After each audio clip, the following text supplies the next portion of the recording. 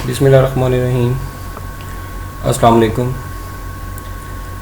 आज हम chapter number 6 kingdom prokaryote का जो टॉपिक करेंगे that is nutrition of bacteria. Important long question है ये। तो न्यूट्रिशन का मतलब है to get nutrients, to get food. तो बैक्टीरिया की फूड क्या होती है और बैक्टीरिया अपनी फूड कैसे हासिल करता है, तो ये इस टॉपिक में हम देखेंगे। तो बैक्टीरिया जो है उसको भी दूसरे ऑर्गेनिजम्स की तरह एनर्जी चाहिए ग्रोथ के लिए, अपने नंबर इंक्रीज़ करने के लिए, अपना साइज़ इंक्रीज़ करने के लिए, अपनी मेंटेनेंस के लिए और रिप्रोडक्शन के लिए। और वो जो एनर्जी जो मिलती है दूसरे ऑर्गेनिजम्स की तरह बैक्टीरिया को भी ये एनर्जी न्यूट्रिशन से यानी फूड से मिलती है। तो न्यूट्रिशन की बेस पे bacteria is divided into two groups. One is heterotrophic bacteria and other one is autotrophic bacteria. जो हेट्रोट्रॉफिक बैक्टीरिया है इसको फर्दर डिवाइड किया गया है टू ग्रुप्स में। एक का नाम है saprophytic bacteria and other one is parasitic bacteria. जो ऑटोट्रॉफिक बैक्टीरिया हैं ये फोटोसिंथेटिक बैक्टीरिया और केमोसिंथेटिक बैक्टीरिया इन दो ग्रुप्स में डिवाइड है। तो सबसे पहले हम हेट्रोट्रॉफिक बैक्टीरिया के बारे में पढ़ेंगे। तो ज़्यादातर जो बैक्टीरिया होते हैं वो हेट्रोट्रॉफिक होते हैं। मोस्ट जो बैक्टीरिया हैं, ज़्यादातर बैक्टीरिया हेट्रोट्रॉफिक बैक्टीरिया वो हैं जो अपने ऑर्गेनिक कंपाउंड्स यानी फूड जो है ना वो ऑर्गेनिक कंपाउंड्स पे मुश्तमिल होती है। तो ये अपने ऑर्गेनिक कंपाउंड नहीं बना सकते from simple inorganic substances. Simple inorganic substances कौन से हैं जिनसे ये फूड बना सकते हैं या ऑर्गेनिक कंपाउंड्स बना सकते हैं मगर बनाते नहीं हैं? CO2 and H2S। तो ये सिंपल इनऑर्गेनिक सब्सटेंसेस से जो ऑर्गेनिक कंपाउंड हैं जैसे प्रोटीन्स हैं, जैसे लिपिड्स हैं, जैसे कार्बोहाइड्रेट्स हैं, जैसे न्यूक्लिक एसिड्स हैं, ये खुद इन कंपाउंड्स को नहीं बना सकते। इनकी आगे फर्दर टू ग्रुप्स हैं। एक का नाम है सैप्रोफाइटिक ग्रुप, सैप्रोफाइटिक बैक्टीरिया। सैप्रो का मतलब है रोटन, रोटन मतलब गला सड़ा, डिकेइंग, डिकम्पोजिंग। तो जो गल सड़ गया हो, और फाइटिक यानी उसके ऊपर ग्रो करते हैं, यानी कि ये रोटन मटेरियल के ऊपर ग्रो करते हैं, यानी गले सड़े मटेरियल के ऊपर। तो ये बैक्टीरिया फूड कैसे लेते हैं? ये डेड ऑर्गेनिक मैटर से लेते हैं, यानी डेड ऑर्गेनिज्म से। और ये जो डेड ऑर्गेनिक मैटर है या ये जो डेड ऑर्गेनिजम्स हैं ये कहाँ होते हैं? ये सॉइल में होते हैं। और ये कौन सी फॉर्म में होते हैं? सॉइल में ह्यूमस की फॉर्म में होते हैं। ये जो डेड ऑर्गेनिक मैटर है ये सॉइल में है। डेड ऑर्गेनिजम्स जो हैं वो सॉइल में होते हैं। और सॉइल में ये कौन सी फॉर्म में है? ह्यूमस की फॉर्म में। ह्यूमस किसको कहते हैं? ह्यूमस एक ऐसा मटीरियल है जो पार्शियल डिके मतलब ब्रेक डाउन, गलना सड़ना of dead plants and animals. Dead, ठीक है, जो डेड हो गए हैं प्लांट्स, जो डेड हो गए हैं एनिमल्स, उनके ब्रेक डाउन से, पार्शियल ब्रेक डाउन से जो मटेरियल बनता है उसको ह्यूमस कहते हैं। तो ये बैक्टीरिया जो है वो सॉइल में रहते हैं, सॉइल इनहेबिटिंग बैक्टीरिया। इनहेबिट कहते हैं टू लिव। तो क्या मैकेनिज्म है, ये कैसे अपनी फूड लेते हैं? तो इन बैक्टीरिया के अंदर एक्सटेंसिव एंजाइम सिस्टम होता है, यानी एक लार्ज नंबर ऑफ एंजाइम्स होते हैं। ये जो एंजाइम है ये ब्रेक करते हैं complex substances of humus. Humus के अंदर जो कॉम्प्लेक्स ऑर्गेनिक सब्सटेंसेस हैं, जो बड़े साइज के सब्सटेंसेस हैं, जो मैक्रो मॉलिक्यूल हैं, जैसे प्रोटीन्स हैं, जैसे कार्बोहाइड्रेट्स हैं, जैसे लिपिड्स हैं, उनको ये एंजाइम तोड़ते हैं और सिंपल कंपाउंड्स में कन्वर्ट करते हैं। सिंपल कंपाउंड्स जो स्मॉल कंपाउंड्स हैं उनमें कन्वर्ट करते हैं और फिर ये इन सिंपल कंपाउंड्स को अब्जॉर्ब कर लेते हैं।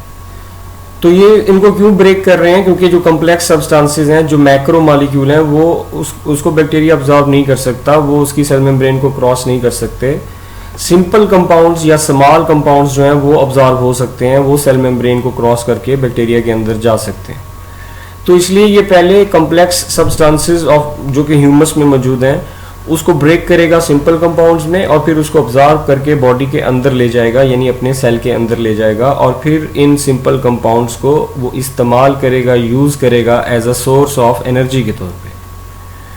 जैसे एक एग्जांपल है यहाँ पे कि ह्यूमस में कॉम्प्लेक्स सब्सटेंस है जिसका नेम है कार्बोहाइड्रेट। एंजाइम इसको ब्रेक करके एक सिंपल कंपाउंड यानी ग्लूकोज में कन्वर्ट करते हैं, फिर ये ग्लूकोज को ऑब्जॉर्व कर लेता है और अपने अंदर इसको यूज़ करता है as a source of energy के तौर, as a source of energy. तो ये पहला ग्रुप है सेप्रोफाइटिक बैक्टीरिया। दूसरा ग्रुप जो है हेट्रोट्रॉफिक बैक्टीरिया का जो दूसरा ग्रुप है जो अपनी फूड खुद नहीं बना सकता, वो है पैरासाइटिक बैक्टीरिया। तो ये ऐसे बैक्टीरिया हैं जो फूड के लिए टोटली मुकम्मल तौर पे डिपेंड करते हैं होस्ट के ऊपर। वो होस्ट जो है वो कोई और लिविंग ऑर्गेनिज्म है। तो ये बैक्टीरिया वो हैं जो दूसरे लिविंग ऑर्गेनिज्म से, जो उनका होस्ट कहलाता है, उन पे डिपेंड करते हैं टोटली मुकम्मल तौर पे न्यूट्रिशन के लिए, फूड के लिए। जैसे कि फॉर एग्जांपल इकोलाई जो है एक पैरासाइटिक बैक्टीरिया। दूसरा ग्रुप है न्यूट्रिशन की बेस पे बैक्टीरिया का ऑटोट्रॉफिक बैक्टीरिया। तो ये कुछ टाइप्स ऐसी हैं बैक्टीरिया की जो ऑटोट्रॉफिक हैं, ठीक है, ज़्यादातर हेट्रोट्रॉफिक हैं। याद रखिएगा एमसीक्यू के लिए कि ज़्यादातर बैक्टीरिया हेट्रोट्रॉफिक हैं और बहुत कम ऐसी टाइप्स हैं बैक्टीरिया की, कुछ ऐसी टाइप्स हैं, काइंड्स हैं जो ऑटोट्रॉफिक हैं। तो ये अपने ऑर्गेनिक कंपाउंड्स जो कि सर्वाइवल के लिए ज़रूरी हैं, ज़िंदा रहने के लिए ज़रूरी हैं, जैसे प्रोटीन्स हैं, लिपिड्स हैं, न्यूक्लिक एसिड्स हैं, कार्बोहाइड्रेट्स हैं, तो ये विटामिन्स हैं। तो ये ऑर्गेनिक कंपाउंड्स जो है ना वो खुद बना सकते हैं इनऑर्गेनिक सब्सटेंसेस से, यानी सिंपल सब्सटेंसेस से। इनके आगे फर्दर 2 ग्रुप्स हैं। पहला ग्रुप है फोटोसिंथेटिक बैक्टीरिया। तो इनके अंदर क्लोरोफिल होता है। क्लोरोफिल एक ऐसा पिगमेंट होता है जो सनलाइट को ऑब्जॉर्व करता है और उसकी जो फिर आगे एनर्जी है, सनलाइट की एनर्जी जिसको इसने ऑब्जॉर्व की है, वो आगे फूड बनाने में इस्तेमाल होती है। तो फोटोसिंथेटिक बैक्टीरिया के अंदर क्लोरोफिल होता है। क्लोरोफिल ग्रीन प्लांट्स में भी होता है, मगर जो ग्रीन प्लांट्स का जो क्लोरोफिल है और बैक्टीरिया का जो क्लोरोफिल है, ये दोनों एक दूसरे से मुख्तलिफ हैं। इनका फंक्शन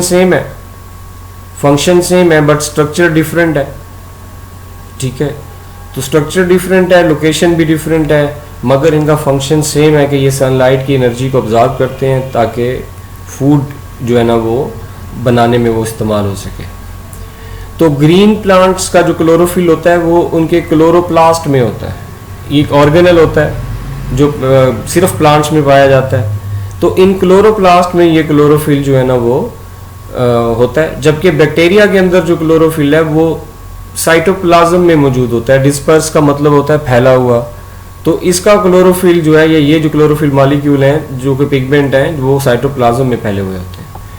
फोटोसिंथेटिक बैक्टीरिया की कौन कौन सी एग्जांपल हैं, ये इन ग्रुप्स का नाम है। इनके अंदर फिर आगे फर्दर बैक्टीरिया आते हैं। तो एक ग्रुप है फोटोसिंथेटिक बैक्टीरिया का ग्रीन सल्फर बैक्टीरिया, एक पर्पल सल्फर बैक्टीरिया और एक पर्पल नॉन सल्फर बैक्टीरिया। तो ये ग्रुप्स हैं फोटोसिंथेटिक बैक्टीरिया के। तो ये कैसे फूड लेते हैं, इनका क्या मैकेनिज्म है? CO2 plus H2S। तो ये हाइड्रोजन के सोर्स के लिए हाइड्रोजन सल्फाइड यूज करते हैं। तो ये हाइड्रोजन जो है ना वो CO2 के अंदर ऐड होती है और कार्बोहाइड्रेट बन जाता है। CH2ON, N is the number of carbon atom. तो कार्बोहाइड्रेट बन जाएगा, ये साथ में वाटर बनेगा और सल्फर रिलीज होगी। और ये पूरा प्रोसेस सनलाइट की मौजूदगी में और क्लोरोफिल की प्रेजेंस में होता है। तो ये इसी को फोटोसिंथेसिस कहते हैं। तो ये बैक्टीरिया की फोटोसिंथेसिस है और एक फोटोसिंथेसिस वो है जो प्लांट में हो रही है। तो इन दोनों में क्या डिफरेंस है, इन दोनों की फोटोसिंथेसिस में? बैक्टीरिया में जो क्लोरोफिल है वो उसके साइटोप्लाज्म में मौजूद है, जबकि प्लांट का जो क्लोरोफिल है वो उसके क्लोरोप्लास्ट में मौजूद है, ठीक है। बैक्टीरियल फोटोसिंथेसिस में H2S हाइड्रोजन सल्फाइड यूज होता है एज हाइड्रोजन सोर्स, और प्लांट जो है ना वो वाटर को यूज करता है हाइड्रोजन सोर्स के लिए। बैक्टीरिया की फोटोसिंथेसिस में सल्फर रिलीज होता है, जबकि प्लांट की फोटोसिंथेसिस में ऑक्सीजन रिलीज होता है। तो CO2 plus H2S, CH2ON plus sulphur, CO2 plus H2O, CH2ON यानी कार्बोहाइड्रेट और ऑक्सीजन रिलीज होती है। तो ये एग्जाम्पल में जो ग्रुप है, जैसे ये देखें ग्रीन सल्फर बैक्टीरिया, तो ये एक ऐसे, इसमें ऐसे बैक्टीरिया हैं जिनका कलर ग्रीन है, ग्रीन पिगमेंट है जिनके अंदर, और प्रीडोमिनेंटली ग्रीन जो है ना पिगमेंट है, और ये सल्फर रिलीज करते हैं। पर्पल सल्फर बैक्टीरिया एक ऐसे बैक्टीरिया हैं जिनमें प्रीडोमिनेंटली यानी ज्यादातर जो पिगमेंट पाया जाता है वो पर्पल कलर का है, और ये भी अपनी फोटोसिंथेसिस के दौरान सल्फर रिलीज करते हैं। पर्पल नॉन सल्फर बैक्टीरिया तो इनमें भी सेम, मगर ये अपनी फोटोसिंथेसिस के दौरान सल्फर रिलीज नहीं करते, तो ये H2S की बजाय सिर्फ हाइड्रोजन यूज करते हैं, हाइड्रोजन।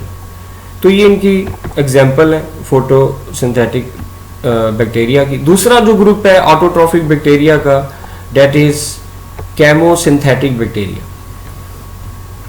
तो इसको भी देख लेते हैं कि ये कैसे फूड लेते हैं ये बैक्टीरिया। ये ऑक्सीडाइज करते हैं, ऑक्सीडाइज का मतलब कि ये ऑक्सीडेशन काज करते हैं इनऑर्गेनिक सब कंपाउंड्स की, जैसे ammonia, nitrate, nitrite, sulphur, ferrous यानी आयरन। तो ये इनको तोड़ते हैं, ब्रेक करते हैं। ऑक्सीडेशन मीन यहाँ पे ब्रेक डाउन। तो इनके टूटने की वजह से, इनकी ऑक्सीडेशन होने की वजह से इनसे एनर्जी निकलती है, और वो एनर्जी बैक्टीरिया जो है वो ट्रैप कर लेता है और फिर उस एनर्जी को वो रिलीज करता है सिंथेटिक रिएक्शंस के लिए। सिंथेटिक रिएक्शन यानी एनाबोलिज्म, यानी कि formation of compounds, formation of large compounds, large organic या कॉम्प्लेक्स ऑर्गेनिक कंपाउंड्स। तो ये इनको तोड़ेगा, इनकी ऑक्सीडेशन काज करेगा इन इनऑर्गेनिक कंपाउंड्स की, ये बैक्टीरिया विद एंजाइम, और इनसे जो एनर्जी निकलेगी वो एनर्जी ये बैक्टीरिया यूज़ करेगा CO2 और H2S को रिएक्ट करवाने में। कार्बोहाइड्रेट बनेगा, ग्लूकोज बनेगी, एनर्जी जो है ना वो बनेगी, जिसको बैक्टीरिया फिर यूज़ करेगा इन सिंथेटिक रिएक्शंस में, यानी एनाबोलिज्म में। आगे ग्रोथ और रिप्रोडक्शन है, एक और लॉन्ग क्वेश्चन है। तो बैक्टीरिया की ग्रोथ का मतलब है बैक्टीरिया के सेल के नंबर का बढ़ना। अगर बैक्टीरिया के सेल के नंबर बढ़ रहे हैं तो इट मीन्स कि बैक्टीरिया इज ग्रोइंग। तो दो तरीकों से बैक्टीरिया ग्रो करता है। एक एसेक्सुअल रिप्रोडक्शन, पहली टाइप है ये एसेक्सुअल रिप्रोडक्शन। इसमें जो एसेक्सुअल रिप्रोडक्शन की जो टाइप यूज़ करता है बैक्टीरिया डिवाइड होने के लिए, वो बाइनरी फिशन है। बाइनरी मतलब 2, फिशन मतलब ब्रेक। एसेक्सुअल रिप्रोडक्शन में आगे फर्दर बहुत सारे टाइप्स हैं, उन्हीं में से एक टाइप है बाइनरी फिशन, जिसके ज़रिए बैक्टीरिया जो है ना वो एसेक्सुअली डिवाइड होता है। एसेक्सुअल का मतलब है कि only one parent is involve, यानी only one bacteria is involve. तो ये इसका प्रोसेस है। ये पेरेंट सेल है, ये उसकी सेल वॉल है, ये सेल मेम्ब्रेन है, ये उसका क्रोमोसोम है यानी DNA है। सबसे पहले पेरेंट सेल अपना साइज इंक्रीज करेगा इन लार्ज। उसके बाद जो है ना इसमें क्रोमोसोम डुप्लीकेट होगा, इसका जो DNA है उसकी एक और कॉपी बनेगी। उसके बाद जो है ना वो इसका जो DNA है वो इवनली डिस्ट्रीब्यूट हो जाएगा, यानी एक इस साइड पे चला जाएगा और दूसरा दूसरी साइड पे चला जाएगा। सेल मेम्ब्रेन जो है ना वो अंदर की तरफ पिंच करेगी, यानी अंदर की तरफ मुड़ेगी, टर्न करेगी। जैसे इसमें सेल मेम्ब्रेन जो है अंदर की तरफ जैसे टर्न करती हुई नजर आ रही है। और सेल वॉल जो है ना उसके बाद फिर अंदर की तरफ ग्रो करेगी। तो उसके बाद ये जो सेल वॉल है ये अंदर की तरफ ग्रो करेगी, और फाइनली क्या होगा कि ये पेरेंट सेल डिवाइड हो जाएगा इनटू 2 बैक्टीरियल सेल्स। ठीक है, ये पेरेंट सेल है। सबसे पहले ये अपना साइज इंक्रीज करेगा, फिर ये अपने DNA की डुप्लीकेशन करेगा, क्रोमोसोम की डुप्लीकेशन करेगा, क्रोमोसोम की कॉपी बनाएगा। फिर ये दोनों कॉपीज जो है ना वो ऑपोजिट साइड्स पे चली जाएंगी, और उसके बाद सेल मेम्ब्रेन अंदर की तरफ मुड़ेगी, ग्रो करेगी, और सेल वॉल फिर ग्रो करेगी, and it's finally divided into 2 new bacterial cells. तो ये बाइनरी फिशन है। उसके बाद ये सीक्वेंस फिर दोबारा रिपीट होगा। ये जो दोनों डॉटर सेल्स हैं ये फिर साइज में इंक्रीज होंगे, ठीक है, और उसके बाद ये साइकिल दोबारा इन दोनों के साथ दोबारा जो है ना वो रिपीट होगा। तो इस तरह बैक्टीरिया की जो पॉपुलेशन है, बैक्टीरिया के जो नंबर है वो इंक्रीज होते जाएंगे। तो जब ये अपनी डिवीजन कंप्लीट कर लेते हैं तो ये जो डॉटर बैक्टीरिया है ये फिर अपने साइज को इंक्रीज करेंगे, ये दोनों अपना साइज इंक्रीज करेंगे, और अपने अंदर जो बैक्टीरिया के जो यूनिक फीचर्स हैं वो इनके अंदर डेवलप होंगे, और उसके बाद ये फिर डिवीजन के प्रोसेस से गुजरेंगे। तो ये बाइनरी फिशन जो है वो इस तरह होती है। जनरेशन टाइम जो है the interval of the time, यानी टाइम पीरियड यानी duration until the completion of the next division, यानी कि जो डिवीजन है, जो डिवीजन हो रही है उसकी जो कंप्लीशन है, उसका जो ड्यूरेशन है, उसका जो टाइम पीरियड है वो जनरेशन टाइम कहलाता है। यानी कि एक बैक्टीरिया जो है वो कितने टाइम में डबल होता है वो उसका जनरेशन टाइम है। जैसे इक्वलाई जो है वो अपनी डिवीजन कंप्लीट करने में 20 मिनट्स लेता है, तो 20 मिनट्स में एक इक्वलाई डबल हो जाएगा, 2 इक्वलाई में कन्वर्ट हो जाएगा। इसी तरह एक पॉपुलेशन जो है वो बैक्टीरिया की वो कितने टाइम में डबल हो जाती है वो भी जनरेशन टाइम कहलाता है। तो माइक्रोबायोलॉजी में जनरेशन टाइम किसको कहते हैं कि एक जो ऑर्गेनिज्म है या एक जो बैक्टीरिया है वो डिवाइड होकर 2 बैक्टीरिया बनाता है, डबल होता है, तो वो जितने टाइम में, जितने ड्यूरेशन में वो डबल होगा वो जनरेशन टाइम कहलाएगा। ह्यूमन का जनरेशन टाइम 22 टू 33 ईयर्स है। तो ह्यूमन के केस में जनरेशन टाइम को हम कैसे डिफाइन करते हैं? डिफरेंस बिटवीन 2 जनरेशंस, 2 जनरेशंस के दरमियान का डिफरेंस, ठीक है। तो ये जो है ना वो ह्यूमन के केस में 2 जनरेशंस के दरमियान का डिफरेंस है, और इसमें जो माइक्रोबायोलॉजी में एक जो डिवीजन है उसको कंप्लीट होने में जितना टाइम लगता है वो जनरेशन टाइम कहलाता है। या यूं कह लें कि ऑफस्प्रिंग प्रोड्यूस करने में, एक बैक्टीरिया को अपनी ऑफस्प्रिंग प्रोड्यूस करने में जितना टाइम लगेगा वो उसका जनरेशन टाइम होगा। तो फेजेस ऑफ ग्रोथ, 4 फेजेस हैं ग्रोथ की। बैक्टीरिया की पॉपुलेशन की जो ग्रोथ है उसकी 4 फेजेस हैं, और ये जो बैक्टीरियल पॉपुलेशन ग्रोथ जो है ना वो एक कर्व बनाती है जिसको बैक्टीरियल ग्रोथ कर्व कहते हैं। तो ये बैक्टीरिया की जो पॉपुलेशन है उसकी ग्रोथ की 4 फेजेस हम देख लेते हैं। ये पहली फेज है लैग फेज। इसमें कोई ग्रोथ नहीं होती, इसमें बैक्टीरिया अपने आप को प्रिपेयर कर रहा होता है डिवीजन के लिए अपने आप को प्रिपेयर कर रहा है, कोई ग्रोथ नहीं है। फिर लॉग फेज है, इसमें बैक्टीरिया रैपिडली ग्रो करता है एक्सपोनेंशियल रेट से। एक्सपोनेंशियल मतलब हाई रेट से अपने आप को जो है ना वो डिवाइड करता है, ग्रो करता है। उसके बाद थर्ड फेज शुरू होती है जिसको स्टेशनरी फेज कहते हैं। इसमें डेथ रेट और rate of reproduction and multiplication बराबर होता है, यानी कि जितने बैक्टीरिया डेड हो रहे होते हैं उतने ही नए बैक्टीरिया बन रहे होते हैं। डेथ रेट और बर्थ रेट बराबर होता है, डेथ रेट और रिप्रोडक्शन रेट बराबर होता है इस फेज में। उसके बाद फिर लास्ट फेज शुरू हो जाती है जिसको डेथ या डिक्लाइन फेज कहते हैं। इसमें बैक्टीरिया जो है ना वो डेड होना शुरू हो जाते हैं, डेथ रेट रिप्रोडक्शन रेट से बढ़ जाता है, ज़्यादा बैक्टीरिया डेड हो रहे होते हैं और न्यू बैक्टीरिया कम बन रहे होते हैं। तो ये कर्व जो है ना वो कौन सी कंडीशंस में बनती है? जिसमें न्यूट्रिशन की जो अमाउंट है वो लिमिटेड है, ठीक है। मतलब नेचुरली भी अगर हम देखें तो न्यूट्रिशन की जो अमाउंट है वो सबके लिए लिमिटेड है, फूड लिमिटेड अवेलेबल है, तो बैक्टीरिया को भी फूड जो है या न्यूट्रिशन जो है वो लिमिटेड अवेलेबल है। तो ये वो फेज है जिसमें बैक्टीरिया के नंबर कम है मगर न्यूट्रिशन जो है ना वो यहाँ पे उसकी अमाउंट ज़्यादा है, तो बैक्टीरिया जो है ना वो डिवीजन के लिए प्रिपेयर कर रहा है, एनर्जी ले रहा है और उसके बाद एकदम से वो ग्रो करता है। तो जब वो इस न्यूट्रिशन अब बैक्टीरिया की अमाउंट क्या हो गई है? पहले से डबल हो गई है, मगर न्यूट्रिशन जो है वो लिमिटेड है, वो नहीं बढ़ रहे हैं। तो इस तरह न्यूट्रिशन का जो इस्तेमाल है वो ज़्यादा हो जाएगा बिकॉज बैक्टीरिया के नंबर इंक्रीज हो गए हैं, डबल हो गए हैं। इस तरह इस फेज में क्या है कि न्यूट्रिशन की अमाउंट जो है वो कम हो गई है। तो जिन बैक्टीरिया को हाफ बैक्टीरिया को न्यूट्रिशन मिल रही है, ठीक है, इसलिए वो रिप्रोड्यूस कर रहे हैं, और हाफ जो बैक्टीरिया उनको न्यूट्रिशन नहीं मिल रही इसलिए वो डेड हो रहे हैं। तो इसलिए इस फेज में डेथ रेट और बर्थ रेट बराबर होते हैं। इस फेज में न्यूट्रिशन की अमाउंट सब बहुत ही कम हो जाती है, वेरी लिटिल अमाउंट। तो बहुत ही कम बैक्टीरिया ऐसे होते हैं जिनको फूड मिल रही होती है और वो रिप्रोड्यूस हो रहे होते हैं। ज़्यादातर मोस्टली बैक्टीरिया ऐसे होते हैं जिनको फूड नहीं मिल रही होती और वो डेड हो रहे होते हैं। इसलिए इस फेज में डेथ रेट जो है वो रिप्रोडक्शन रेट से ज़्यादा होता है। तो इंपॉर्टेंट शॉर्ट क्वेश्चन है ये, आपने 4 फेजेस जो है ना वो याद रखनी है बैक्टीरिया की पॉपुलेशन की या बैक्टीरिया की ग्रोथ की। पहली फेज में कोई ग्रोथ नहीं होती, लैग फेज कहते हैं, इसमें बैक्टीरिया अपने आप को डिवीजन के लिए तैयार करता है। दूसरी फेज जो है वो लॉग फेज है जिसमें रैपिडली ग्रो करता है, एक्सपोनेंशियल रेट से ग्रो करता है, तेजी से ग्रो करता है। और उसके बाद स्टेशनरी फेज है जिसमें डेथ रेट और रिप्रोडक्शन और मल्टीप्लिकेशन यानी नए बैक्टीरिया का जो बन रहे होते हैं और जो डेड हो रहे होते हैं वो उनका रेट बराबर होता है। स्टेशनरी डेथ और डिक्लाइन फेज में डेथ रेट ज़्यादा होता है और रिप्रोडक्शन रेट कम होता है।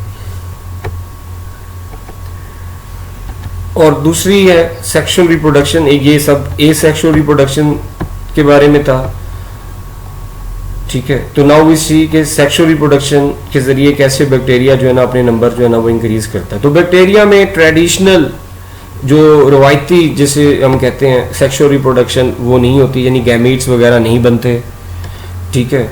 और माइटोसिस भी इसमें नहीं होती क्योंकि इसमें न्यूक्लियस नहीं है, तो ये टाइप है सेल डिवीजन की माइटोसिस। तो न्यूक्लियस नहीं है, तो इसलिए इसमें माइटोसिस जैसे होती है न्यूक्लियस वाले सेल्स में वैसे नहीं होती इसमें, और सेक्सुअल रिप्रोडक्शन भी ट्रेडिशनल इसके अंदर नहीं है, कोई गैमेट्स वगैरह नहीं बनते। तो इसके अंदर एक प्रोसेस है सेक्सुअल रिप्रोडक्शन का जिसका नाम है कॉन्जुगेशन। तो कुछ बैक्टीरिया क्या करते हैं, अपना जेनेटिक मटेरियल, अपना डीएनए ट्रांसफर करते हैं।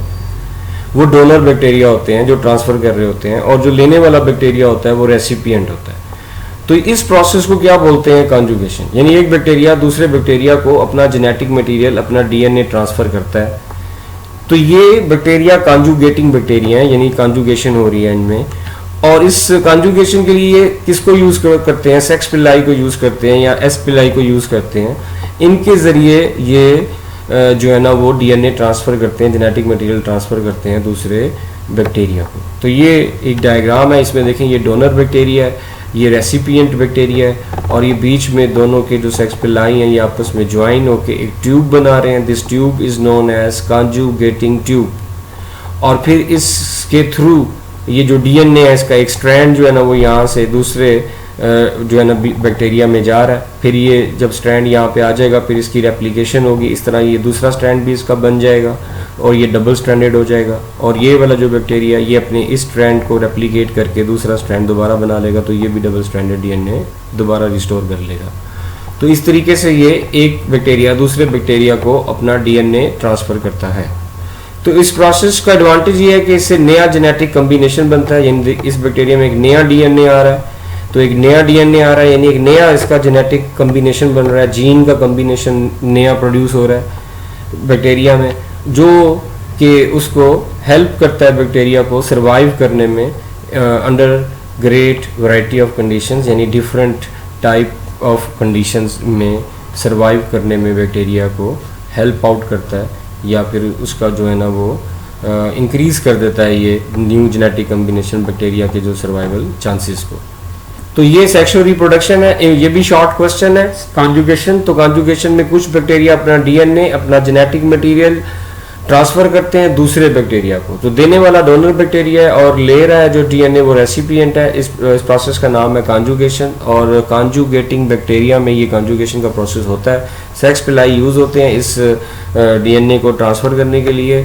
तो इस तरीके से जो है ना वो डीएनए दूसरे बैक्टीरिया में ट्रांसफर हो रहा होता है। तो इस तरह नए जेनेटिक कम्बिनेशन बनते हैं जो कि बैक्टीरिया को सर्वाइव करवाते हैं under great variety of condition, यानी डिफरेंट टाइप ऑफ कंडीशंस में। तो this is all about today. अल्लाह हाफिज़।